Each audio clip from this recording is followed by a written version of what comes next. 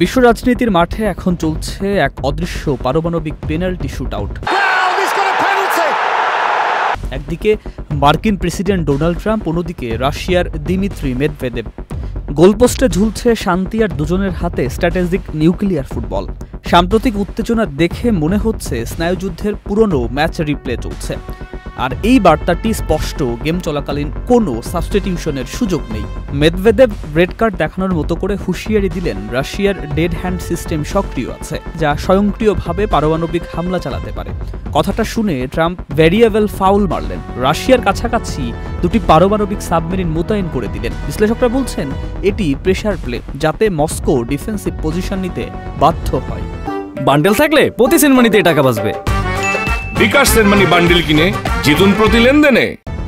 ট্রাম্পের Ohio class সাবমেরিনগুলো হলো স্টিলথ মুডে খেলতে আসা স্ট্রাইকার।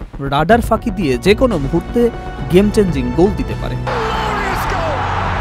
রাশিয়াও কিন্তু কাউন্টার অ্যাটাক মুডে আছে। তাদের পারমাণবিক সাবমেরিন ফ্লিট ওয়ার্ল্ড ক্লাস এবং তারা দাবি করছে হোম অ্যাডভান্টেজ তাদের পক্ষে। ইউক্রেন যুদ্ধ এখন এক্সট্রা টাইমে চলে গেছে, আর এই ম্যাচের রেফারি জাতিসংঘ নিষ্ক্রিয়। ট্রাম্প চাচ্ছেন ডিফেন্সিভ হাই প্রেশার দিয়ে রাশিয়াকে পিছু হটাতে, কিন্তু পুতিন মেদভেদেভ জুটি লং বল কৌশল খেলছে। তাদের পারমাণবিক অস্ত্র ভান্ডারকে লাস্ট মিনিট গোলের হুমকি হিসাবে ব্যবহার করছে। বিশ্ব এখন সাডেন ডেথ ওভারের দিকে এগোচ্ছে। একটি ভুল পাস বা ভুল সিগন্যাল মানেই অ্যাটমিক রেড কার্ড। বাজি রাখা যায় না এই উত্তেজনা। গোল্ডেন গোলে শেষ হবে নাকি নিউক্লিয়ার অন টার্গেট হয়ে যাবে, সেটাই এখন দেখার অপেক্ষা। সুকান্ত সরকার, চ্যানেল আই।